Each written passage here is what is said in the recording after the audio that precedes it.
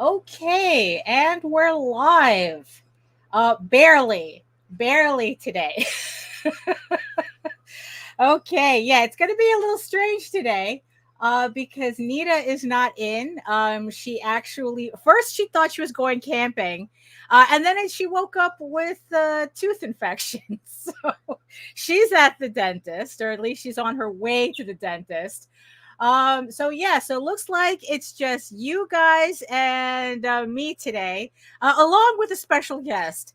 So, and of course, because I am by myself, of course, I am forgetting everything that I needed to prepare for before the show started. Hold on, let me just do this. Okay. All right. I think I got it. All right, everybody. Well, good morning, everybody. This is another episode of the Ragin to the Vlogs show. Today is Friday, August 18th, 2023. Absolutely disgusting. I refuse to accept that we're literally like 2 weeks away from September. And no, I do not like it at all. So, you know what? We might as well just get this started. So it's going to be a hot mess of a show anyway. So let's get it started. We'll be right back.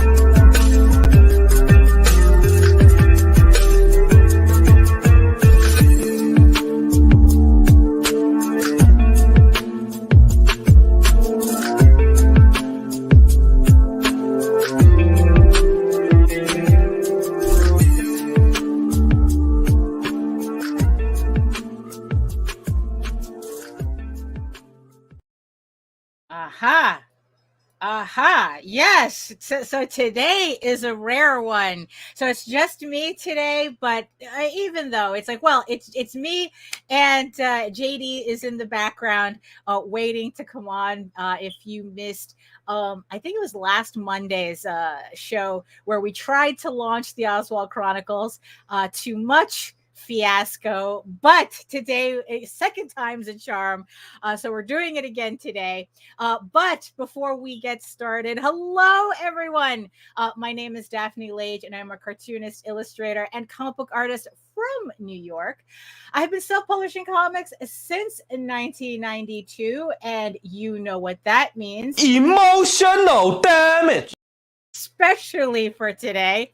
And I am known for the furry fantasy adventure Tall Tales, returning to Kickstarter in 2024 with the all new story arc, Tears of the Mother. But in the meantime, you can check out Tall Tales for free at our website, talltalesonline.com. But I'm getting ahead of myself because I am also known for my mature audience's medieval fantasy drama, EGORAVEN, Heir of the First Unicorn, currently on Kickstarter right now, and its last 2 weeks. All the links are in the show notes below. You can read both my comics online at Tall Tales. That's TAILS online.com. Would help if I spelled it correctly. And egoworks.com, EGOWORKS. And remember, you can check out all my videos on how I make my comics here on YouTube at Daphne Lage, LAGER, which also simulcasts through the Indie Comics Network. So make sure you like, share, subscribe, and hit the notification bell so that you get notified whenever any of our shows go live on either of those channels. And remember, usually I pass the rest of this off to Nita, but like I said, she's at the dentist with it's hopefully let's all wish her well for a quick recovery. At least this is happening now instead of while she's on vacation. So so if anything with indiecomicsnetwork.com, you guys know how it works. It.com. Cut. There you go. So let me see who's joining us in the chat today. Who is joining us? Oh, here we are with Joe. Joe D, hello. Yes. It's like, what is it? It's like to be a dentist. Yeah, exactly. Right. Hello, Grant. Hello, Grant. Welcome. And John Celestri. Yes, no, definitely. I mean, it's like she showed me a picture of her face swollen. And it's like, look, I told her I could feel it through the picture. Really. It's like, yeah, so let's hope that by the end of the day, Nita is at least on the road to recovery. Hello, Rob. Hello. Welcome. Welcome. Yeah, it's just going to be us today. Just going to be us today. So, yes. And yes, I see you, my precious, absolutely precious eyeball people watching me from regions beyond. If you are joining us from Facebook, if you are joining us from Twitter, come on over to YouTube. Join the sexy people in the chat. And if you're joining us from Facebook, Facebook has a tendency to act up, and Twitter doesn't even allow us to see your comments. And honestly, I don't know what to do with you people on LinkedIn. Just come on over anyway. Come on over anyway, and we'll have a good time. So, okay, so let's see if I can get through. The rest of the housekeeping today. Look, it's like, look, I don't have the show schedule memorized. You know what, it's like, look, just go to our channel at indiecomicsnetwork.com, look at all the different shows that are available, and figure out the schedule. I know that there's a schedule in the show notes. The schedule's in the show notes. So if you're looking for any particular shows or whatnot, or any particular draw streams, or even to support any of the campaigns that we mentioned on the show, everything is in the show notes, because it's going to be messy today. So the one of the things that I want to at least start off with is thank you so much to everybody who has supported EGORAVEN, Heir of the First Unicorn, issue 7 on Kickstarter live right now. Thank you so much to the 116 backers that have supported, raising $2,763. We are so close. God damn it. We are so close to reaching 3K. We have exactly 2 weeks to go. Thank you so much to everybody who supported so far. At 3K, a stretch goal gets unlocked. We have an art postcard that gets unlocked at 3,000. So if you help us reach 3,000 by making a physical or digital pledge, you will both get this art print added to your order. So, of course, physical orders will get the physical postcard, and digital orders will get a digital version of the postcard, so of this art print. So thank you so much. And it's like, yeah, and for those of you who are actually waiting for the next campaign after this, I know it might be a little too early, but I'm just going to mention it at least once. So Medieval Unicorn Viking Slut is now on pre-launch. Finally got that thing approved. It goes live. The Codan parody nobody asked for, but you're getting anyway. Well, not exactly nobody. I want this. It's a 3 comic shorts set. It's all standalone EGORAVEN stories, 2 of them very not canon, and 1 of them which collects all the short stories from the previous campaigns that were stretch goals, are now in one comic book that we can all enjoy together. But yes, Medieval Unicorn Viking Slut, the joke that went too real too fast, is now on pre-launch. It launches September 25th. So if you are looking forward to this campaign and all the different variant covers I drew for this campaign, September, save the date on September 25th. Link is in the show notes below. And it's sister campaign, Sky of Thorns. We are doing a collaboration with Krista Crawford Sky of Thorns, Unicorn Girls Unite. We are doing a joint campaign with Sky of Thorns and Medieval Unicorn Viking Slot. What a combo!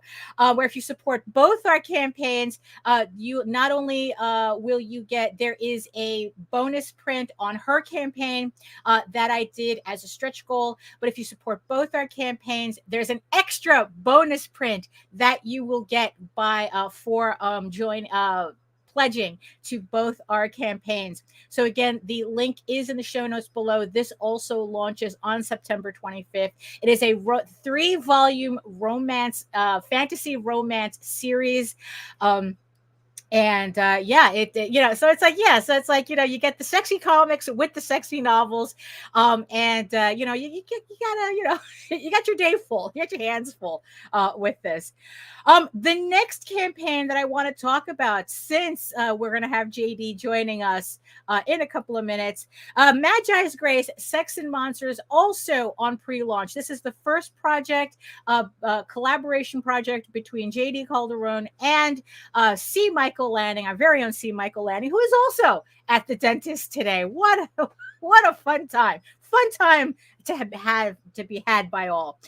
So this is the first of a 4-issue comic miniseries about a team of monster hunters for hire investigating some strange going-ons at a seaside town, because that's where all the strange things happen, is at seaside towns. So this is also in pre-launch as well. And last but not least, the reason why, I have company today. I was there, and I remember this is the issues 1 through 4 of the Oswald Chronicles, which is now live on Kickstarter. We actually made sure that it worked before we went live on the show, so that we didn't have any glitches or mishaps like the last time.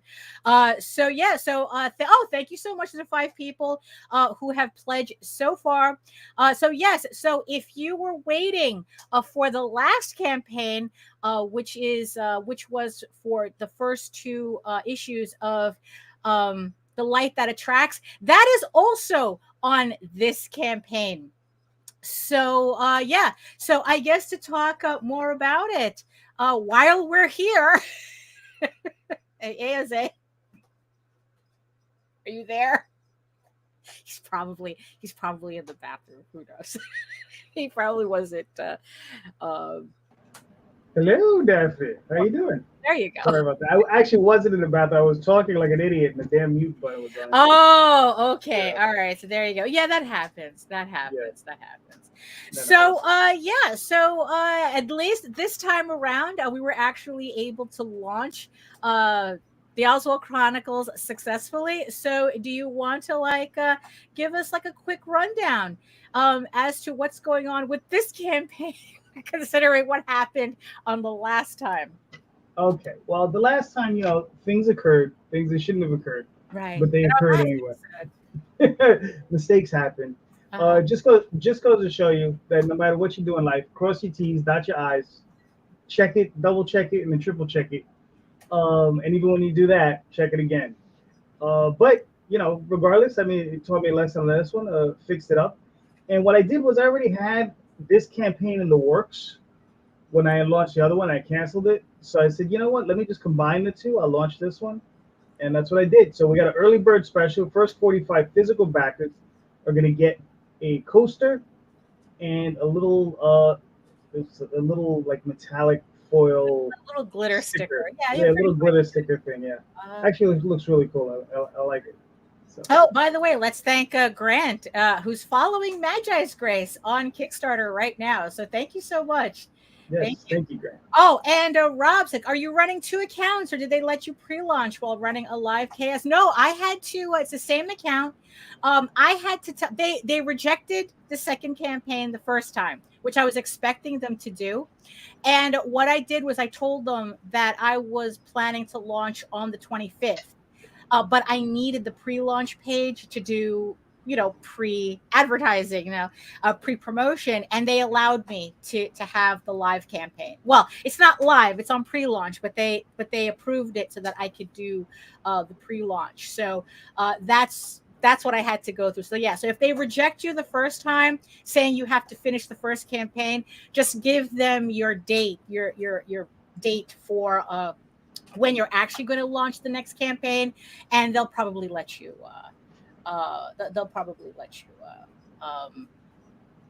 get away with a pre-launch page, 2 pre-launch pages up or whatnot. So let's continue with seeing because since we have to explain so much with now that this is 2 campaigns in one technically. Yeah, there's a lot of books in there. Yeah. So okay. So this campaign is for the 4-issue miniseries of. I was there. No, this is see, I do too many books. Yeah. Right? So hold on, let me go back to the title. So I was there. I was there and I remember. That's this one. So this is the first 4 issues. There are 2 more issues in the series. Oh, okay. So, all right. Yeah. This is the first 4 issues. Because of course, I can't shut up, so I keep talking, and so thusly then I keep writing. Right. So yeah, but this is the first 4 issues, and this is a story where Oswald goes into dream, and he discovers a good portion of his destiny, what he's destined to do with the rest of his time he has, and it's a section of his life where he becomes an emperor, a father, a battle mage, all kinds of great stuff. And then if you scroll back in the opposite direction. Oh, that would be up, I guess. All right. Yeah, up. Yeah. All right. Go in the other direction. No. Down. Keep going up. Keep going up. Go down. Oh, go down. Down. Okay. Stop. There. All right. There you go. Now this is the image from the previous campaign. This is the cover to The Light That Attracts. It's a completely different story. If you have backed On the Wings of Deidre, in that story, he at the very end of that story, he's like, okay, Deidre, her situation is taken care of, done, and now he's like, hey, I gotta go do something. My friend Diane is missing, and this is a story where he goes to find his friend Diane, where she's gone up north to help out with the situation, and ancient powers has arisen from the permafrost that's melting in Canada, and Oswald goes up there and he sticks his nose in, where it's not needed or wanted, and well, actually is needed but not wanted, and he goes up there and to find his friend. He's trying to find out what's going on, and he discovers a few things about himself. He comes into contact with the great Baba Yaga for the first time. And and he has this crazy adventure, and this is the first 2 issues of that. All those issues are in there, so you can get them in, as a combined thing. So at least you save some money on shipping. Well, that's true, right? Because instead of buying the book separately because of 2 campaigns, now everything's on this one. Exactly. Right. So, okay. So this is going to be a pretty short campaign. It's 21 days.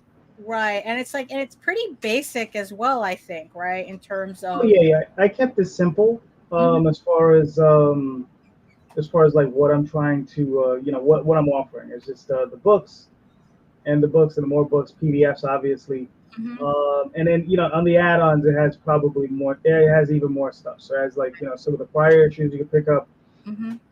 Keychains, pins, T-shirts, all that good stuff. So if you want to pick up all that stuff, that's all in the add-ons. Right. Oh, so there we go. So like I said, thank you so much to the 5 backers who have backed the campaign so far. We have 20 days to go. So yeah, it's still, even though you technically lost the previous campaign because you had to cancel it because of glitches, you're still keeping the campaign short. Yes. You're not trying to make up for the time that you would have had with the other campaign. It's okay, you have 20 days to get these books. So it's okay. What? Well, one of the things I've been doing is I've been offering prior campaigns on the current campaign. So on this campaign, I believe I have a level and this was something I was going to do in the prior one. It's called the let's see, where is it? Well, you've always had the ultimate book level that has everything as a PDF. Well, Right. actually, all physical books too. Jesus, that's a lot of books. Just Yeah. looking at that graphic. Yeah, that's a lot of books. Uh, I'm starting to implement what's called the then and now level, right? So the then and now level is the books you can get that are available now, and the books that oh, were here we available then, and that has basically both campaigns on it. So it has the current two books, and from the prior campaign. It was Okay, yeah, right.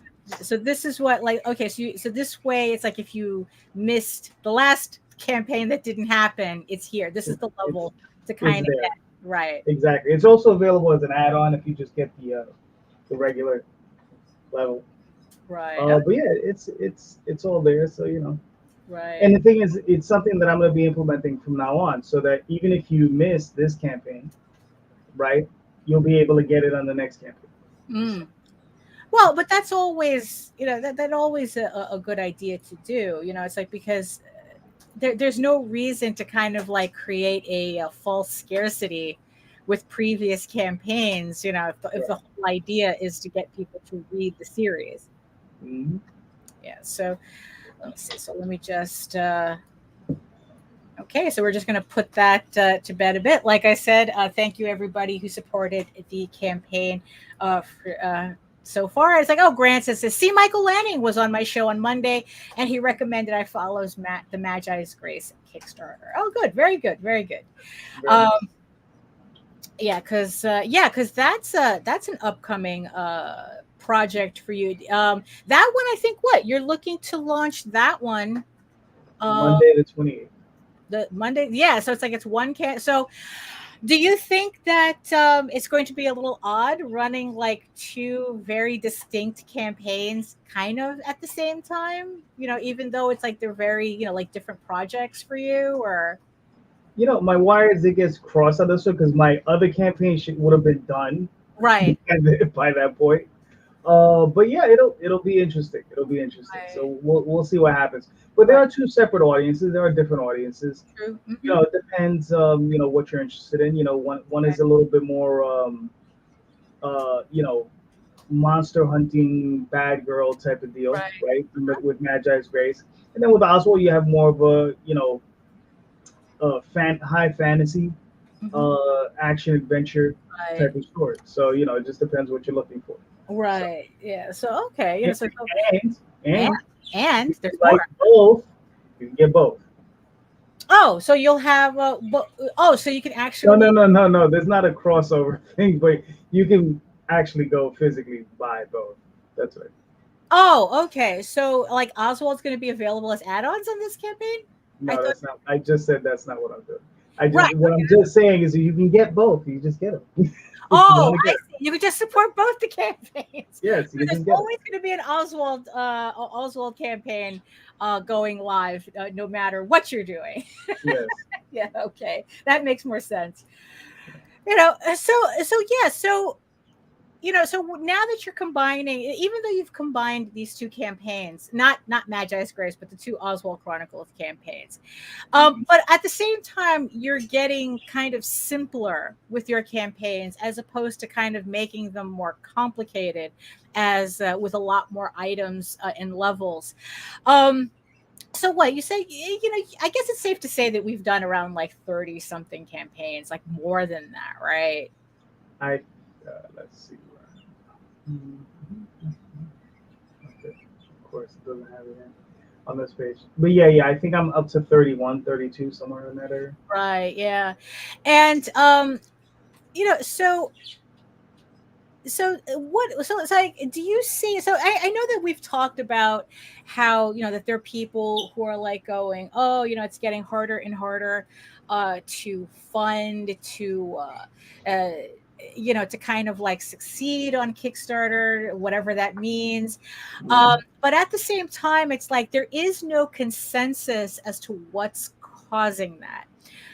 So you have a show on Sunday, uh, conveniently enough, titled "Talking Comics on Sunday," and it's a panel show that you run with all different types of people I guess like every level of success on crowdfunding, and I guess or in just comics in general. And you guys like sit around talking about like the business of comics. So yeah, so there doesn't seem to be a consensus as to what's going on Kickstarter, or do you think that there is, but people are kind of like not wanting to think about it? I mean, it's like an onion, right? It's very layered, and we're gonna end up crying. We're gonna end up crying over it, right? So, um, it's it's a matter of some people say it's oversaturation. Um, Maybe I would say that's a portion of it. You understand? You could say quality of work. That's another portion of it. Frequency of releases. That's another portion of it. Sometimes it's just the subject matter you're choosing. I've gone through this whole thing where I like looking with the Oswald Chronicles and what I'm doing and how I'm doing it. Because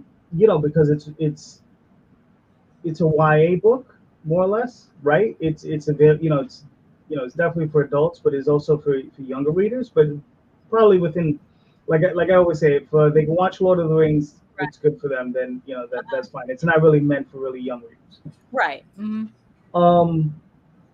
But we have seen and spoken to people who produce this type of book. There is more or less a cap on how many. It's very difficult to get above a certain level. That's not to say you can't get above a certain level, and we're probably talking, in excess of like, I don't know, 5, 6, 7, or 8,000. Getting over those numbers is a little difficult with that type of book. That's not to say it can't be done, and that's not to say it hasn't been done. You understand that you're gonna have outliers. You're gonna have people who've been producing web comics for like the last 10, 15 years, and they've built up this audience and so on and so forth, or they've managed to build up audiences in other areas. So it can be a little bit more challenging, but that's what challenges were invented for. You take them on, and you bulrush forward. Right. But all of that stuff feeds into why things, and then there's always the economy, what's going on. They say labor is pretty good. We're at an all-time low, I believe, with labor. I think labor is still good. So that means people are working. Right, so I think it's a matter of just getting more eyeballs on your projects and how to do that, right? Look, I have an aversion to a platform like TikTok more because of the terms of service, right? Yeah, right, sure. than anything else. Not because I have a real issue with the platform itself, but the terms of service kind of creepy. Because they can just crawl through your system and take whatever they want. They got to data mine your shit somehow. Exactly. Yeah, that's where the real money's at. Right. But yeah, so I find that kind of weird. But we do have to find these other platforms to try to push ourselves forward, right? Whether it be TikTok, or Twitter or X or whatever it's called this week. Although it's been there forever, people are still using it. What is it? Threads. Yeah. Right. Like platforms literally come and go. Right. Facebook is still around, thankfully. Right. So it just depends. We just have to get out there and just, bark at the moon as much as we can. Baltimore Comic-Con is coming up. I'm thinking I may have to actually produce maybe a trading card that I can hand out at the show. Right. QR code right while you're there. And for those of us, for those of you who don't know, because that was part of the housekeeping I completely forgot to do. Yeah, we will be at Baltimore Comic-Con in Baltimore, Maryland, September 8th to the 10th, 2023. I will be at table H. 28. It's across from the concession stand, so I should be easy to find. Jose will be this time officially walking around at the convention. He's going to be joining us on the Saturday and Sunday. So it's like the table is technically mine. I will be at Baltimore, while Jose will be walking around, meeting everybody that we pretty much only known online anyway. So, but the base of operations is table H28 at Baltimore. Um, so yeah, so in the end, technically, I will not be by myself anymore at Comic Con. Just the usual, I'm at the table, Jose's walking around situation that we always have at conventions. So it's like normal, pretty much. So, Yeah, I mean, I may crash at the table for a little while. yeah, exactly. Uh, he can help me sell some of my furry porn. Sketchbooks. No, I'm not going to have my furry porn sketchbooks at that show. I don't want to like take any chances with a show that I haven't been at in years. So That is true. It's been a while since we went to that show. yeah, exactly. So we're gonna keep it. So we're gonna have copies of Tall Tales and the Oswald Chronicles, and some of my more general audiences furry sketchbooks and stickers and little trading cards and whatnot along on the table. So. So that's so it's like so you ask a lot of these business questions on your Sunday show, and you talk to all these people, and I kind of wonder, is there a question that you want to answer but you just feel like it's not a question that would be well received, no matter how long everybody's been in the business or whatnot? Well, I think one of the things that sometimes look, I'm a writer first, right?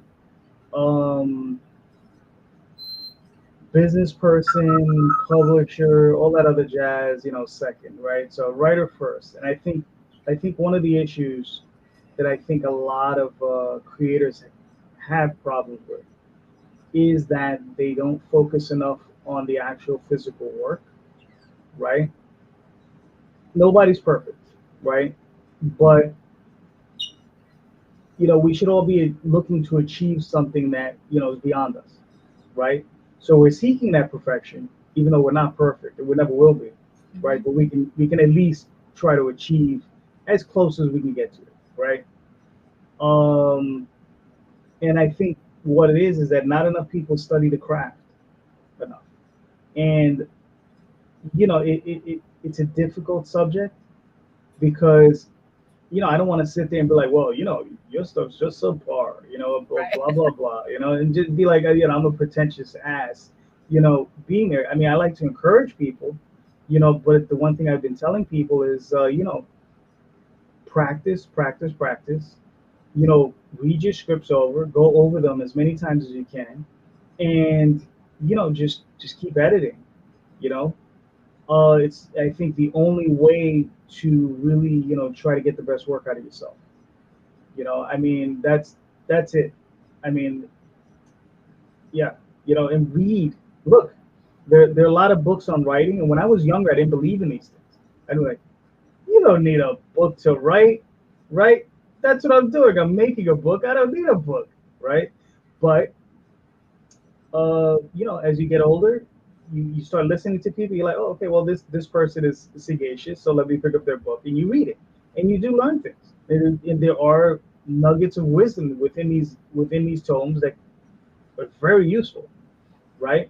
The other thing is, when I started reading some of these, or actually it was in Danny O'Neill's class, sitting there realizing, oh, he's talking about techniques that I've been utilizing in my own work without knowing someone else had already figured it out for me, right? That maybe it would have been easier if I had actually listened instead of been a knucklehead, right? Well, I mean, that's one of us, because I certainly wasn't paying attention in that class. It was a good class. It was a good class. God rest his soul. Oh my goodness. I mean, so yeah, so do you think that sometimes that a lot of these people that they spend a lot of these creators or publishers or whatnot, that they spend more time like worrying too much about the business side than rather like going back to the whole, it's like, why is there a slowdown on Kickstarter? And in the end, depending on who you ask, like, is there really? Right. That's true. Because like, yeah, there are people who are doing just fine on Kickstarter, and there are people who are seeing, that they're seeing a backslide, and it's like, but that could be caused by anything. But the thing is, though, is that can a creator kind of like business their way? I mean, is that kind of like that? I know that I've mentioned that before, that there's a lot of creators who think that they can just business their way through, and not really pay attention to what they're putting out. Is that an issue that you see a lot, or? Well, I mean, I think the thing that most people don't pay attention to the fact is that we're not in a regular business, right? This business is a little weird, right?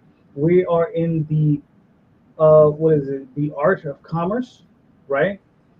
So that we are creating art and we're trying to commercialize it as best as we can. A lot of it boils down to the quality of the work. And I mean, and look, most of the work that we gravitated to, right? Think about it. If you really think about it, even the most base work on TV, in film, in books produced by large production companies, there is a base quality to all of them. You can say, oh, that movie stunk, right? But if you look at the production quality, there's a certain level of production quality there, right? Where sometimes we don't always see that in the products that we're producing, right? As independent creators, right? Like I said, we're trying to get there. We have the tools to get there, but how do we get there, right?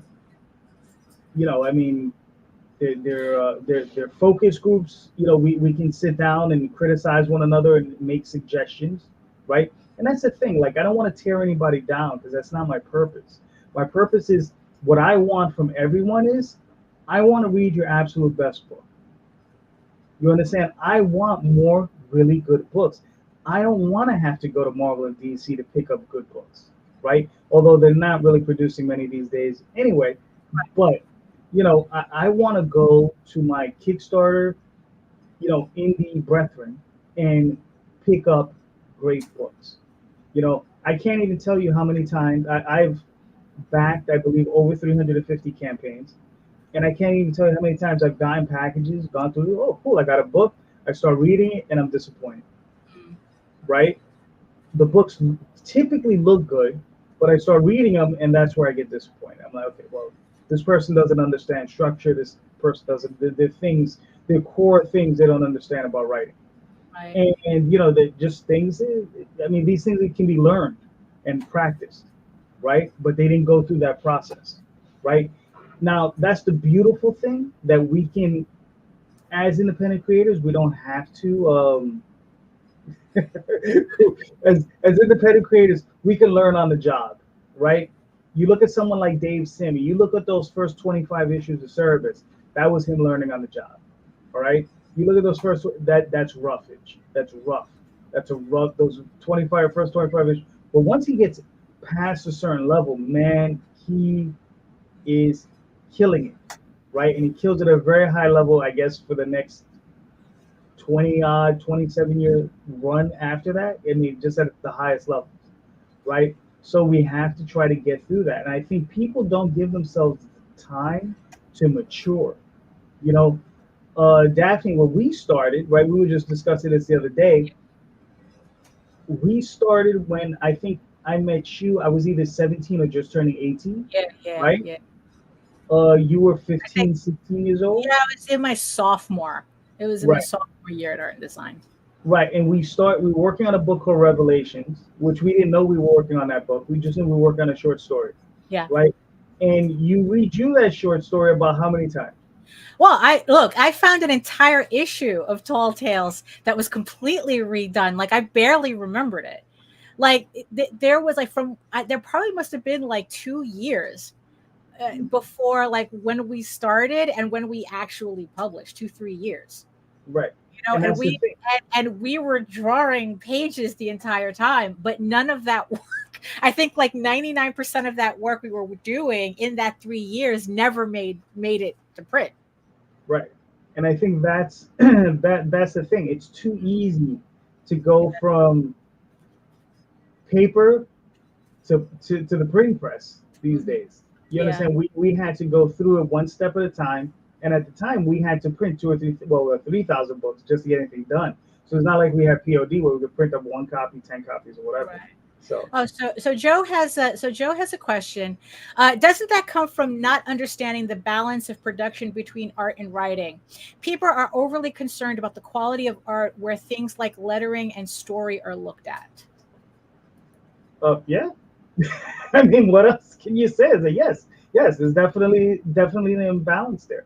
Like I said, all of it's important, right? I mean, because another thing that we were talking about, I think just yesterday, is like because there's discourse back online, as there always is, because these fucking kids on Twitter have nothing else better to do. That they're talking about that the artist is now disposable.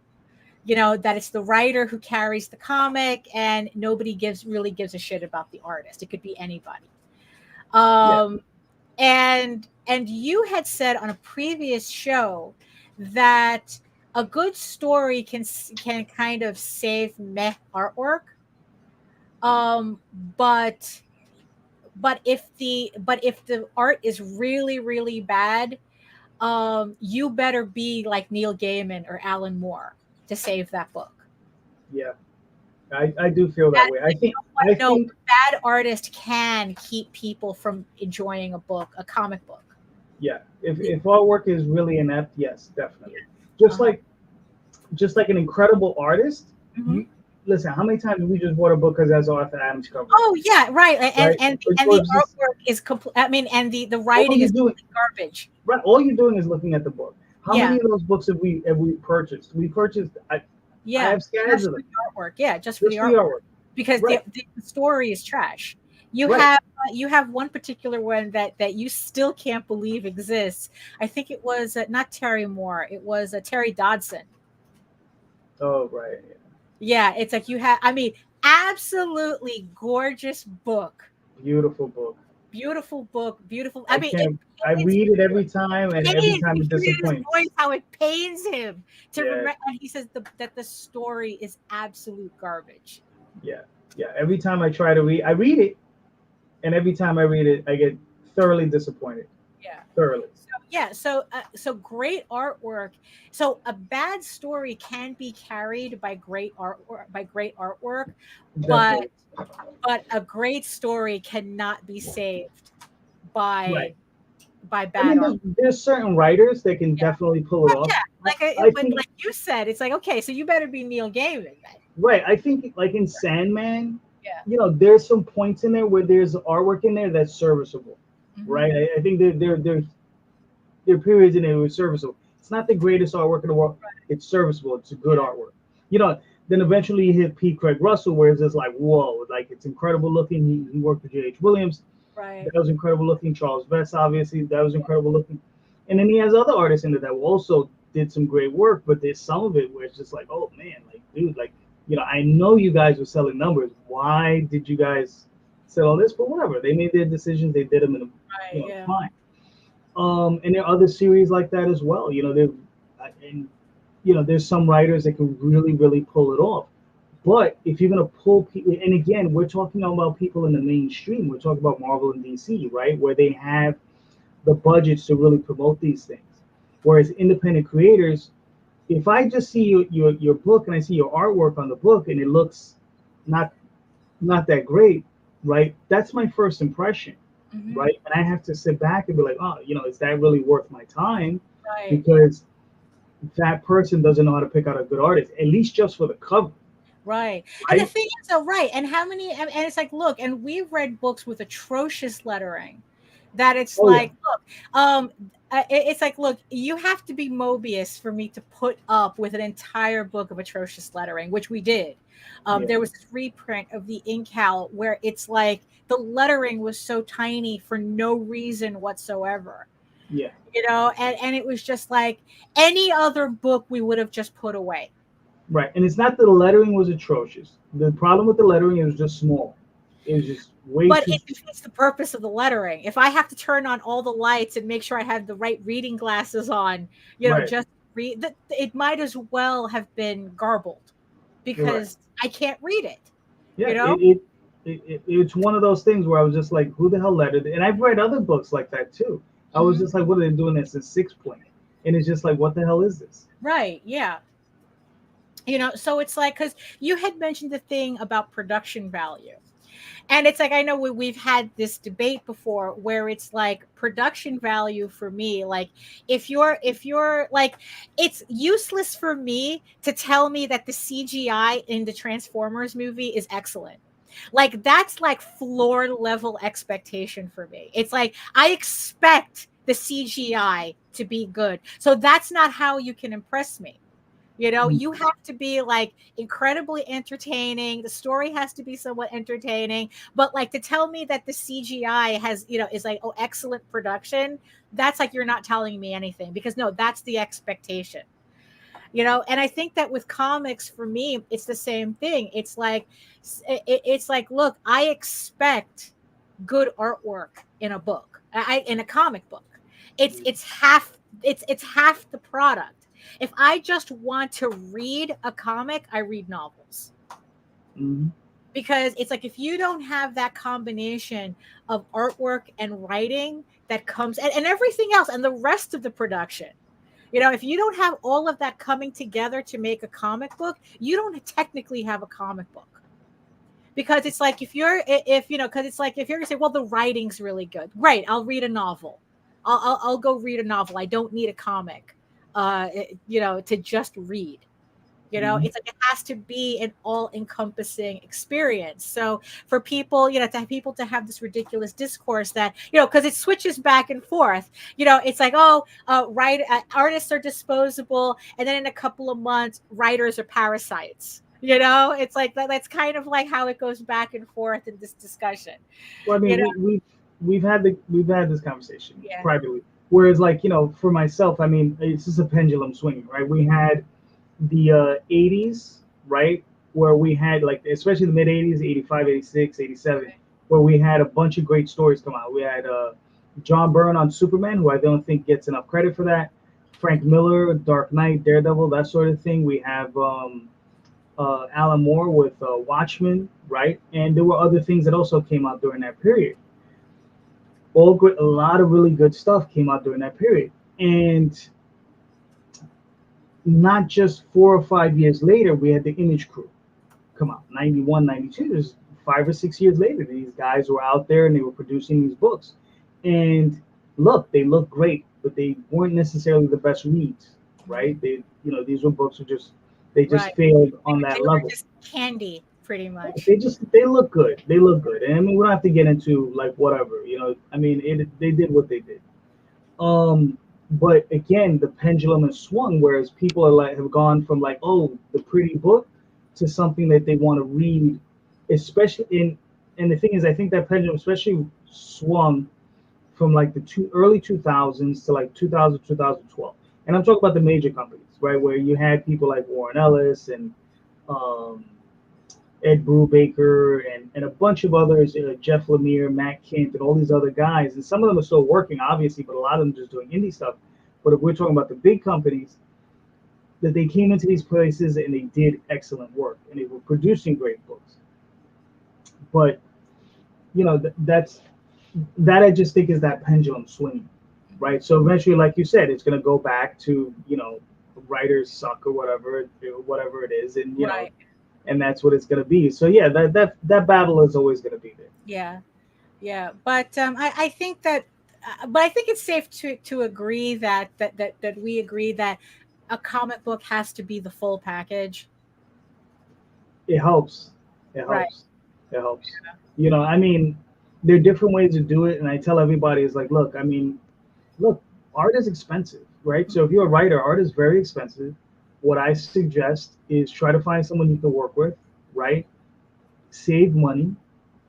And if you could just do it one page at a time, like you could finance one page a week, whether, you know, that be between, you know, $50, $100, whatever it is, work with the artist. And like I've said this before, is like in a year, you'll end up with at least two 24-page comics, you know, and that's the other thing. try to focus on smaller stories. Try to focus on 24-page stories, limited series, that sort of thing. Or you can do a 24-page comic with an overarching storyline, right? Right. That you can just, get back to. Let me just catch up here. Hello, Efrain. Welcome, welcome. Hello, Tyler. Yes, speaking of killing it on Kickstarter right now, Tyler has The Girl with the Mega Fists volumes 1 through 4 on Kickstarter right now. So if you missed any of the previous volumes, it is on Kickstarter. And Tyler is just killing it on there, as he does, as he does. All right. Hello, Nicholas. Hello. And okay, so here's another comment. One Piece didn't have a good art style to start with, or it was quite weird for my taste, but the story hooked me, and the art just caught up as time and episodes progresses. Yeah, that happens too. Like sometimes, and look, if you look, like I said, it's like we spent 2.5 years really massaging Tall Tales for what we ended up printing, and even then it still took a couple of years more for, I guess, like the both of us to reach our stride, or at least to kind of like get our groove on the book. You kind of see that transition, especially after issue 4, if you're picking up our trades.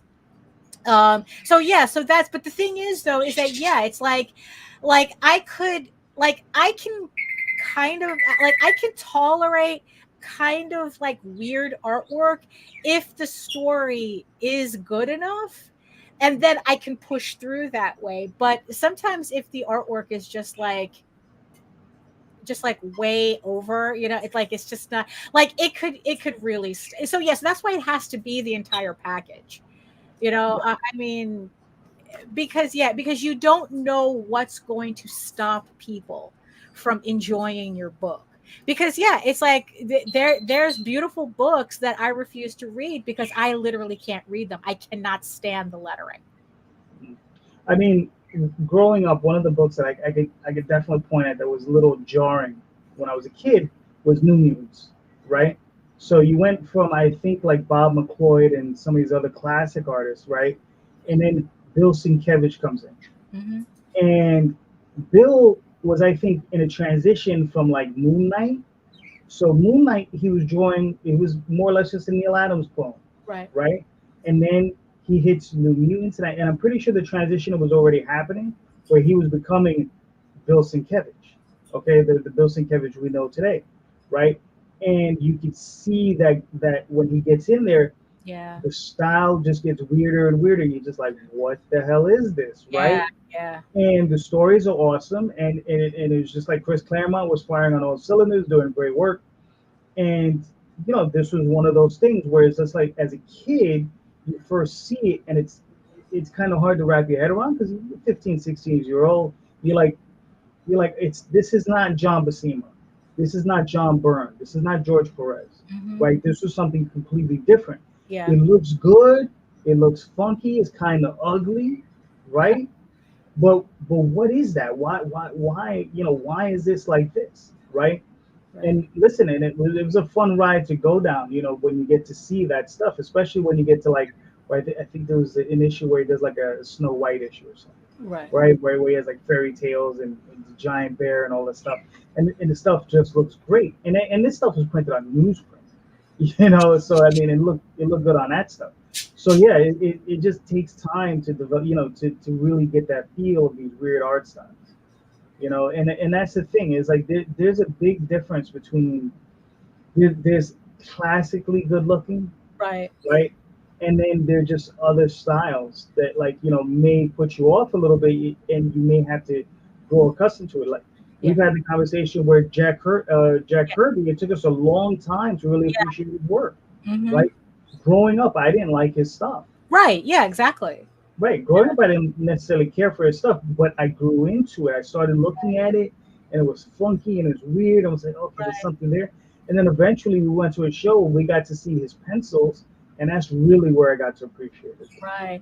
Yeah, exactly. It's like when I think we're at Florida SuperCon, and we saw those Jack Kirby pages, and not only that, they're all the passive aggressive editor's notes.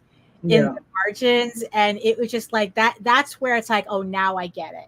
Now I get Mhm. it. Nicholas, hey Nicholas, you folks are sharing some. Well, we try. Yeah, we're trying. Usually we're just talking out of our asses, but Yeah, typically. if it helps people, Exactly. And then John brings up something. All comic artists develop over time, but they have to start with a professional look. And we've had this debate on and Mhm. off as to what constitutes a professional. Oh yeah, yeah, yeah, yeah, yeah. What's funny is it's not Like, so much a thing. yeah, Look, here's it because yeah, I remember Daphne and I we had this conversation where yeah, it's just like the thing about professionalism, right? Where we have a lot of artists come in from the big leagues, right? yeah, Marvel, DC, and we call them professionals, right, allegedly, right? Now they may be professional artists, but they're not necessarily professional publishers.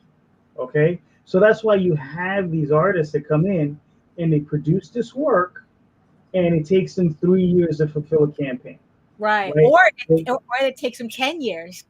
however long it takes them, Yeah, however long it takes, it's like, wait a minute. It's like, how did you not like? Yeah, like that. right? Like that Because was they're also not a source of frustration for me. That it's like, right. They're not professional publishers. They're not professional editors. They're not professional writers. They're not professional production people. What right, they are is they're professional artists. They're artist professional looking. right, But those other things, we slap that label on people. You're a professional, pap, and you expect it to apply to everything. It right. doesn't. You understand? They may be a professional or proficient in one thing, in one aspect. It Mm-hmm. just might be the artwork, Yeah, right? Now they have to, and God forbid they're just a penciler. you're So right, now they have to go out and find an inker right, and a colorist and a letterer. And right. that doesn't even include the writing, which they're probably not accustomed to doing from their Right. outside. I mean, it's like, yeah, it's like just because you've been working professionally, like doesn't mean that you know the first thing about managing talent. Right. Well, managing talent or how to approach a printer, Right. right? How to negotiate a printing deal, how to get it shipped to your house or to your warehouse, how to Right. even rent the warehouse, how to package books, how to Hmm. get all this stuff out. All these things are different skills Right. that need to be developed. And like I said, when we slap that label professional on people, Yeah. right, it sometimes is a disservice to the word and the person because you put an expectation on that person that necessarily shouldn't be there, right? Yeah. Like I said, there's certain people, they're out there, they're professional artists, but Yeah. they're not professional publishers. They're Yeah. not editors. They're not. There's there are a lot of hats that are being worn, Hmm. and then they're used to when they're coming from the machine, right? From Marvel, DC, they do whatever their section of the job is, and they pass it on to the next person, to the editor, and the editor passes it on to the other people, Hmm. right? So they might be good at that section of the job, but they're not necessarily good at every section of the job, Yeah. right? Yeah. It's a learning curve to it, and we've seen it, and that curve can be real painful. Right. Well, yeah, because it's like the thing that really, really got me thinking about this was that I was on a show where somebody said that his definition of professionalism is being able to fulfill a campaign. And he said the fact that I have a book done, completed, means that I succeeded at I succeeded at my campaign before it even launched because Mhm. it's like that was I met his criteria. That's like, okay, your book is done, so yeah, within a month you're getting the book. So that was professionalism for him.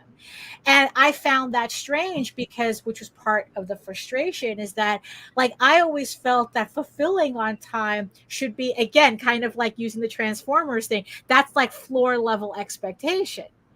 But it turns out that No, you're right. it's I feel your expectation yeah. is out of line. It is. Yeah, you see, and that's the thing that took me a while to realize because then you're saying it's like, no, you're being unreasonable thinking that most people on Kickstarter are professional. Correct. It's like, Correct. and that's where this kind of like this whole conversation is. It's like I'm expecting a level of professionalism that doesn't technically exist. So it's like I'm holding a standard to people who don't know what it is. Right. Because the thing is that saying I can ship a book a month after the campaign ends is really a selling point when it shouldn't be. But what I want and what actually happens are two different things. Correct. I mean, we've been at this for a minute, right? So we've been at the production end of it. We've been, through the creative end of it. And, for myself, I've worked at FedEx. So I knew what packaging and shipping was. I knew, I got into it on that level. And I also learned printing, right? I went to school for printing for a while. And then I got into the printing business for a minute. So in our own way, we got to learn a lot of these different things. I wouldn't necessarily say we mastered these things, but we've got proficient at them, right? So then that way, it kind of set us up for success for these other things. We can't expect everyone to have our back knowledge. Right. Yeah. Right. Yeah. And I mean, and that's the thing is that's where, certain people, they come in, they're like, oh, I could draw a comic, or I could write a comic, and I can do this and do that. But, that's all they know. Right. And that's what we're here for, right? We're here to help them out. And, yeah. Because I mean, try to guide them through some of these things. Yeah. I mean, it's like, what's funny is that, Tyler had mentioned on Twitter, where it's like, it's gotten to a point where he's so frustrated at feeling like he's saying the same thing over and over and over again, and nobody's listening to him. And he goes, you know what? Fuck it. Why should I share my information? Why shouldn't I keep all my information to myself?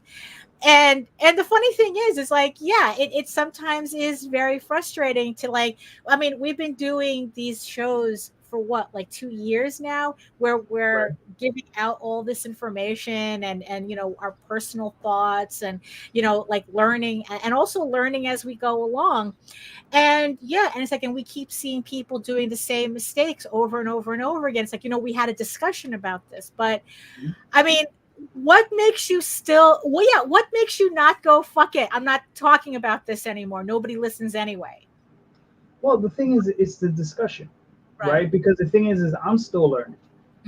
Right. I look, I could get a person on the show, they've been in the business 2 months, and they could tell me something that I didn't know, that just totally blows my mind. It's something new, something that I can utilize, right? So it's the sharing of information, right? And sometimes it does require you getting in a new person to see something from a different perspective. And you have to be willing to be open to it, right? Because it's very easy to get set in your ways. Right. So it's very easy. So you have to be able to sit back, and no matter how much your teeth grates at it, right? You sit in there going, this son of a mother flower, I could kick him in the teeth, right? But you have to sit back and really try to analyze. Okay, so why am I angry, right? What affected me like that, and how does that apply to me, right? And then how can I get over that, and how can I utilize that to my advantage, right? So that's how I try to look at it. I'm not always successful. I'm trying, That's all I can ever ask of anybody. Just try, because there are a number of cases where it's obvious where people are not. Yeah. You're not trying. That's true. Yeah. And sometimes that's unfair, because maybe they are trying. And here's the other thing is, I've mentioned this in other places where, some people have caps, right? Like, you're only going to get so good. I've said it, I've said it myself is, am I ever going to be as good as Neil Gaiman or Alan Moore? Probably not. But I'm going to die trying. Right. And that's the thing is, the only person I can ever be better than is myself.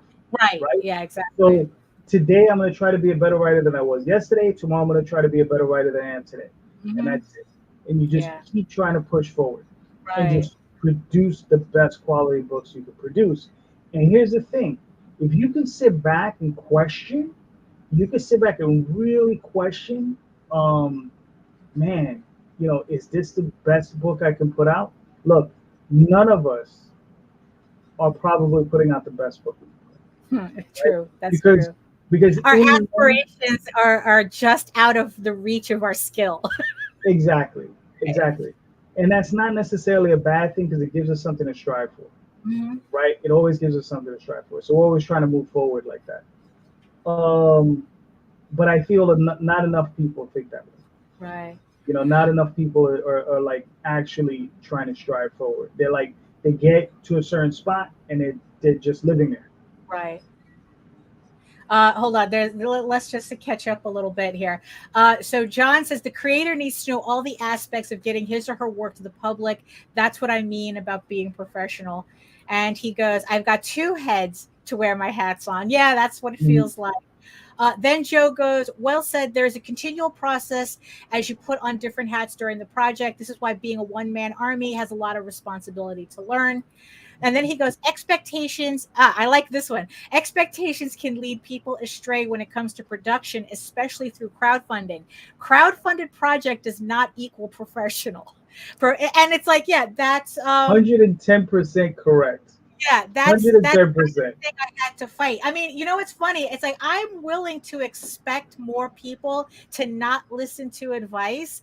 Like I like helping people. That's why, it's like I enjoy talking about my process and hoping that it helps people.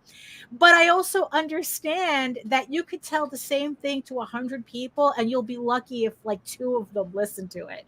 And then out of that 2, maybe 1 of them will actually implement it. Like I'm willing to accept that.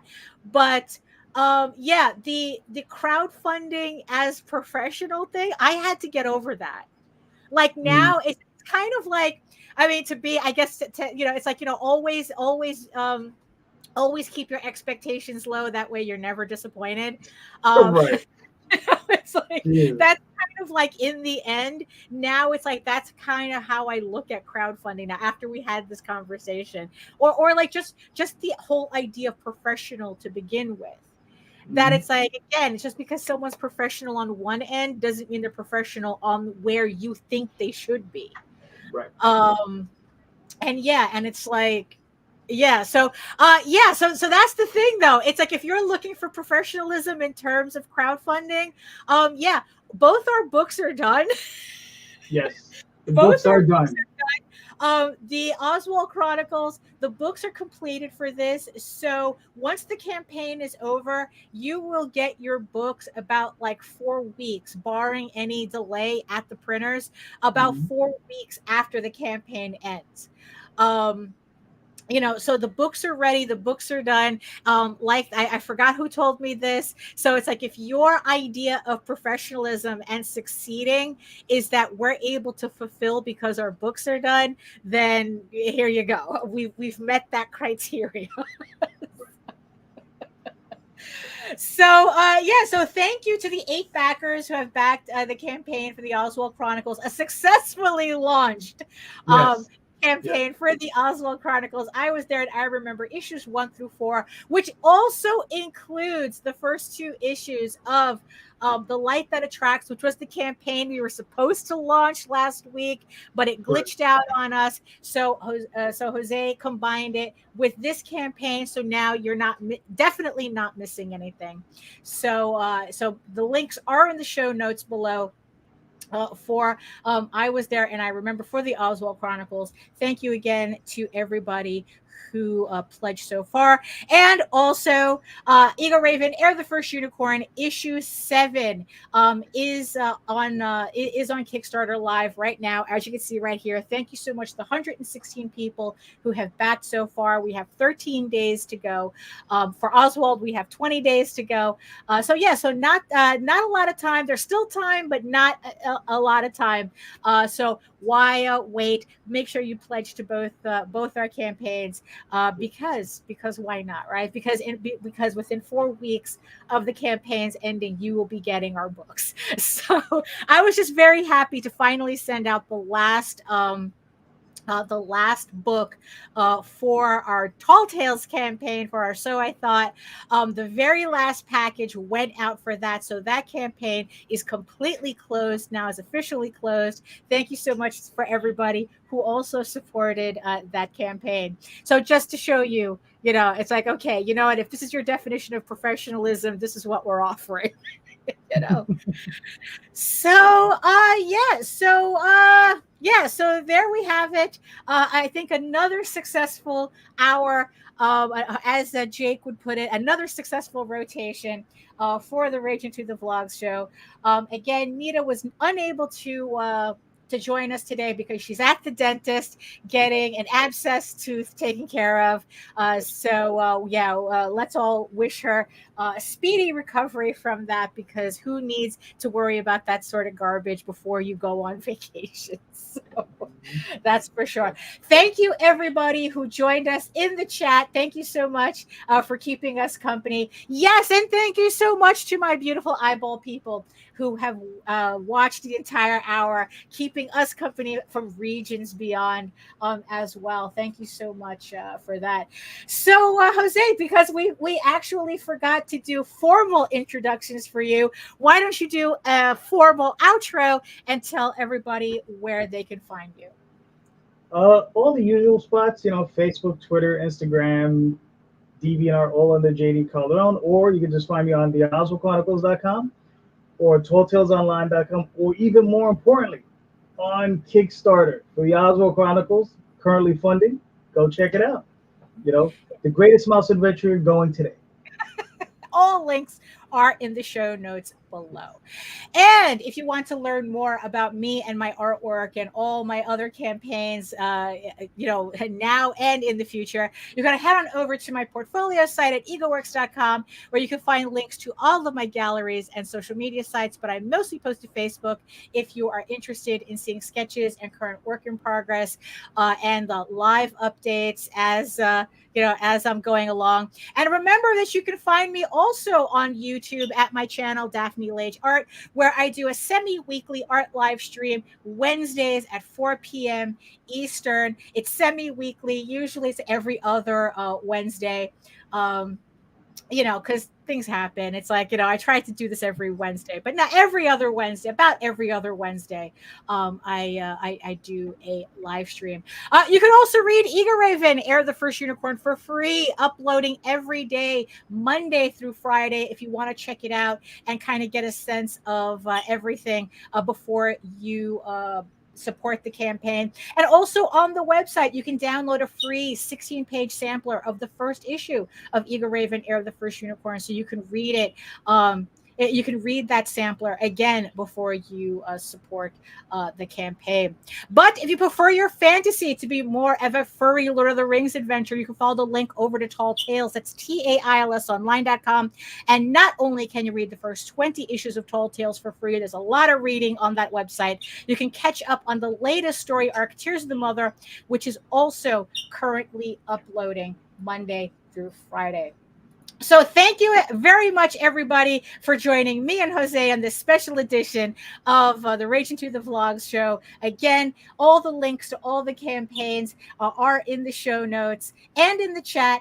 Nita was able to put everything in the chat before she had to go to the dentist. So everything is there for your clicking pleasure and pledging pleasure. So thank you so much for joining us. And in the words of the ancients, eat your food, moisturize, mind your business, and do the work. Because when you actually do the work, you never have to fake any of your accomplishments.